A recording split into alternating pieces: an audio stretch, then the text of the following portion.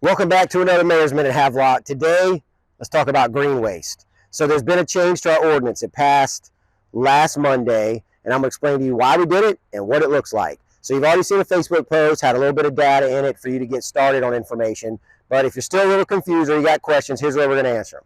First of all, several years ago, and I don't even know exactly how many, it's been at least 5 years, we switched over to, if you put loose stuff like leaves, pine cones, grass clippings on the side of the road, we ask that you either put them in one of these, which you guys have been using these for years now, these brown paper bags that are supposed to be compostable, or put it in a container that won't hold water, under the size of 32 gallons. The change is simple. You can't use these anymore. State of North Carolina came out this past year and said they don't like the way these are breaking down in LCID dumps, which are the ones that all the green waste goes to, and as a result, they don't want these going into those dumps anymore. So we're going to comply with the law, because we always do, and we're going to quit using these. So if you still have these at home, recycle them. If you would like to still put stuff on the side of the road, that's not a problem. Here's what you do. Rake it into a neat pile, put it on the side of the road between your ditch, if you have a ditch, if not, between, say, your sidewalk and the road. We will come by and we will clean that up.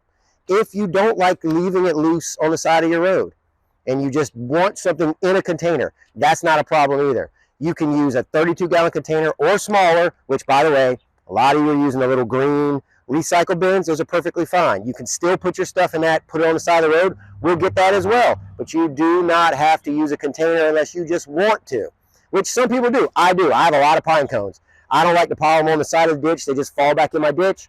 I put them in a bin so the city will pick them up. You do not have to. You can just put them out there in a pile. We'll get them. This does not change any of the sticks and leaves type stuff. If you trim your trees, if you are trimming your bushes this spring, you still can put those out in a neat pile on the side of the road, 4 foot by 8 foot by 4 foot pile every week. We'll come by and we'll get that with the knuckle boom. So if you're still unclear and you want to reach me, feel free.